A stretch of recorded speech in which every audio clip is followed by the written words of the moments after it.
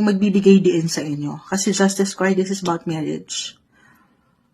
Para po ito higit para sa mga nasa dating stage or in a relationship. Alam ko, diretso tayo doon. Pero, connect.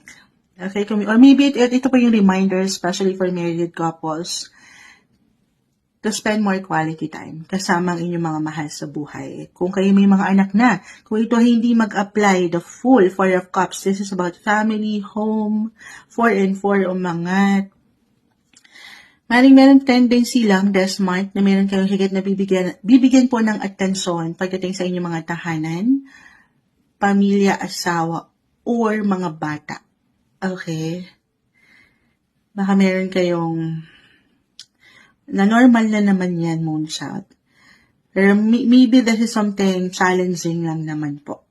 Okay? Pero as long as nandito yung balance, moderate, the Justice card, wala po kayong dapat ikabahala. Ito yung umaangat. Other messages. Speaking of family home, maaaring bukod sa magiging focus niyo yung isang miyembro sa pamilya, or pagdating po sa inyong mga personal life, kung hindi yun mag-apply, okay naman, Moonshot. It could be about your physical home, Leo. Maaaring meron kayong kailangan attention na bigyang diin dyan sa mas praktikal, aayusin, kukumpunihin, or dumadaan na po bang ilan sa inyo ngayon sa house renovation. Kahit sa simpleng pagpaplano, ganun po yung enerhiya na aking nakakuha para sa higit na ika-justice, ika-comfort, ika-secure ng inyong buhay tahanan.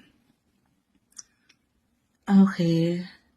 May ilang gusto ko, eto pwedeng kusa yung maramdaman or pwedeng mapaangat po ng universe, may ilang changes or pagbabago kayong gustong makita sa point na yan.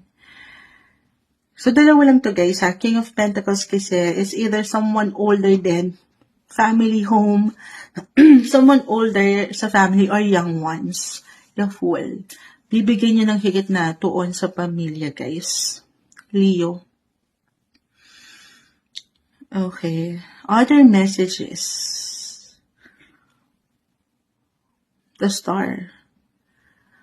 Okay. Ito kasing si Mercury,